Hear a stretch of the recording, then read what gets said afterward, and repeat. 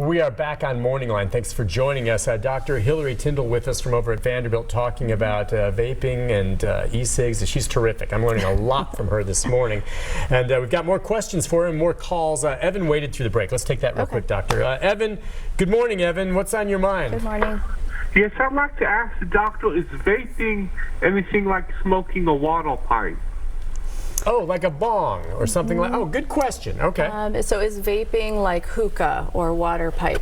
Well, it is different. Vaping is different in that it's battery operated, and it involves the heating or superheating of a liquid to make it into a vapor that's then inhaled. A water pipe actually typically uses different tobacco, like burnt tobacco.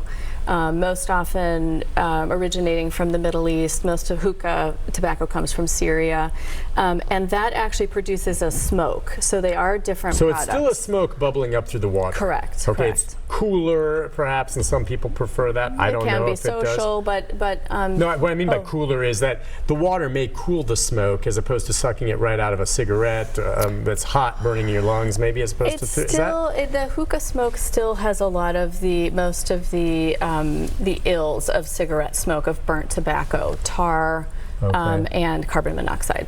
Okay, so the water does not serve as much of a filter. Many people believe that it does, but it actually does not. Now, when you're done, though, and you look at it, the water's pretty disgusting. Okay, I remember in college, a guy in the dorm next to me, he spilled it. He had a bong. Okay, that's the way it was in college, and he spilled it, and it was nasty water. Yeah. Okay, but it's not a filter, really. Now, I had someone that I did a story with once who was using marijuana because of just excruciating arthritic pain, and he would get the marijuana bud, but he would vape it, and what he would do is put it in a device that would actually heat it, release the vapors. Now, when he was done, the plant matter was still there, but it was just right to heat, so the THC and other chemicals. Is that vaping as well, I guess? Yes. So, and in fact, back to the question of the day on these lung cases of severe lipoid pneumonia.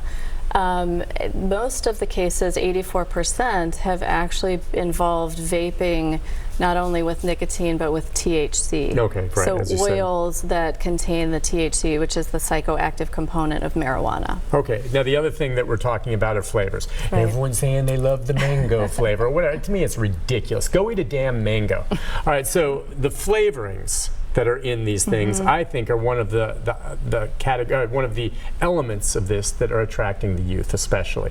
You can get, I don't know how many flavors there are: strawberry, bubblegum, orange. Hundreds. Yeah. Okay, so could the flavorings also, aside from being something that helps snare young people because they want flavor, cause the lung damage?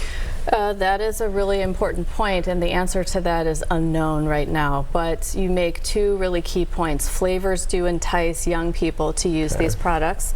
The FDA and the current presidential administration are moving to ban flavors in e-cigs, so we may see more on that in the coming weeks. Not because of the health reasons, but because we know these flavors are targeting and enticing young people. Potentially because of both. The flavors themselves, like you mentioned, could also possibly be involved in the damage to the lungs. Okay. Yeah, I've seen in the news, of course, we reported a lot of states looking at that now. Yeah. Let's go to JC.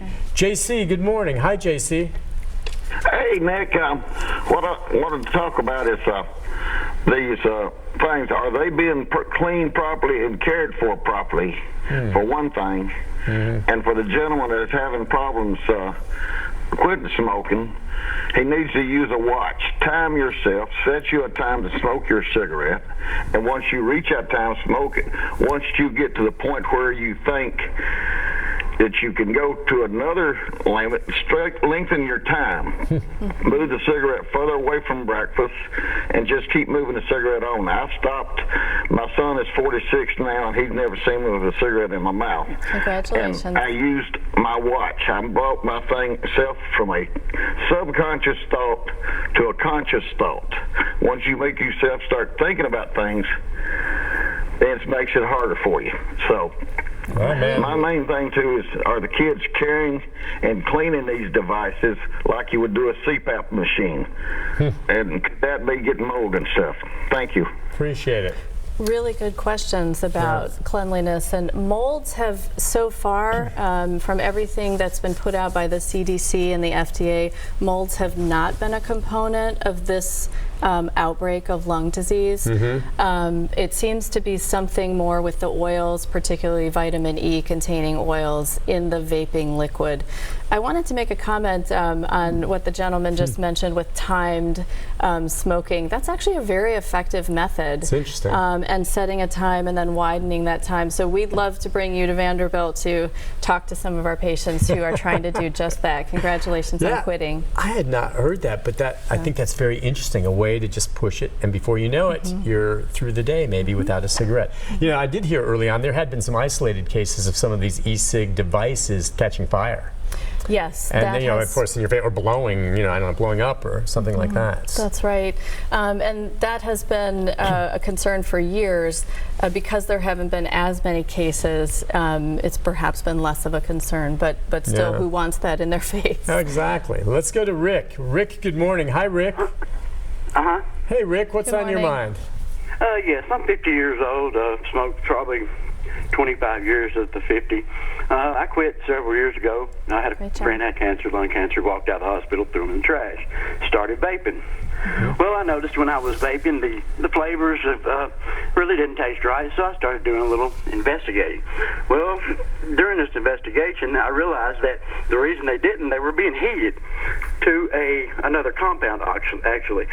So when you heat something like a flavor, it becomes something different. So I designed a little product that you get the flavor through atomization, doesn't heat it.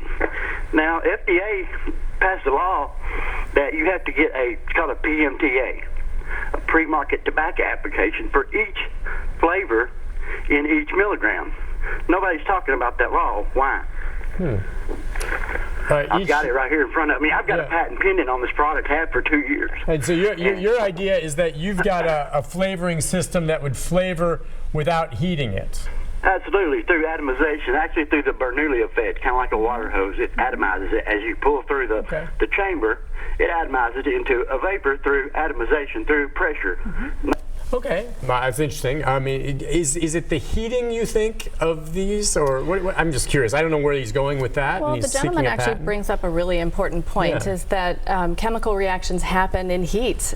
We know this from basic chemistry, and so many of the flavorants that may be fine for using in products that we eat might not be fine when we heat them or superheat them and then inhale them into our lungs. And so they can be potentially very dangerous. Right, okay. So do you think it could make things safer if they found, well, he's just talking about the flavors. And he's talking about, I believe, the product that he's trying to bring to market would actually not involve heating. It would involve getting the flavor in without the heat, which sounds interesting.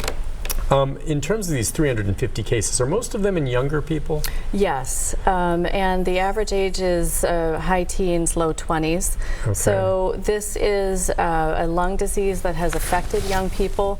Young people aren't typically used to being hospitalized or on respirators with pneumonia.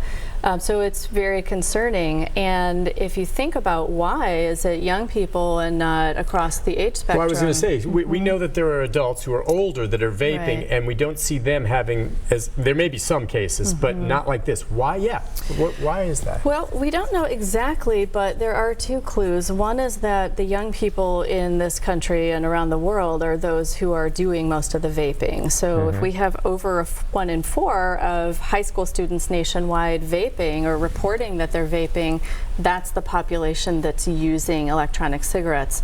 Furthermore, it's the young folks who are adding THC and potentially other oils and flavorants to their vapor, to their e-liquid. Okay. And THC oils have been implicated in about 85% of these severe pneumonia cases. I think that, in a nutshell, may be part of it, because the adults maybe not so much. They're just going with the straight vaping and not the flavoring. Using THC to a lesser extent. And I just want to be clear, it's not exactly clear that this is all THC, because some folks did not have that in their urine drug screen that was done at the hospital as part of evaluation, or reported that they don't use marijuana. Right. And so it was just the vaping. I also wonder about how it's made. We talked before the show about the black market cartridges. I saw there was a news story just I think overnight where a young man was arrested. I forget which state it was. It might have been Ohio or something, with a large amount of THC oil. He had gone to California, brought it back, and was making cartridges. He employed like 10 people and was selling them for $15 a pop, making themselves with THC in there. And they busted him for that now. Yeah, it's kind of like the old days of snake oils and traveling products. You want to be really careful if viewers are vaping and are committed to continue vaping. It's very important to not buy products off the street and to not add items that weren't intended by the manufacturer, because you could be getting something that somebody just mixed up. You don't know what's in it, if it's diluted, if it has other chemicals that could be harmful. But at the same time, I understand what you're saying. That makes perfect sense. But the manufacturers right now are not being regulated by the FDA, are they? I mean, do we know they have their formula and they're cranking them all out, and maybe you've got the test of time seeing that people aren't getting sick, or are perhaps from these manufacturers, but they're not being regulated by the FDA. They are regulated by the FDA technically. It's just, and the FDA has sent thousands of warning letters to various manufacturers. However, it's not regulation to the degree of, say, a pharmaceutical, like nicotine. Is the FDA monitoring and keeping track and mandating what it is they can and can't put into their cartridges? To the extent that the agency is able. But if you think about the thousands of manufacturers and all here and all over the world, it's very difficult to regulate effectively. Yeah, I mean, I just think about the vitamin industry even, or something like that, which I guess is loosely regulated by the FDA to some degree. It's similar. Loosely, but as well as I do with vitamins, depending on where you go, you don't know if what you're buying is all glucosamine and chondroitin or very little and things like that. Or if there are other things in that product that you don't know about that could be harmful. Let's take a break. We'll be back. Our final segment with the doctor right after this.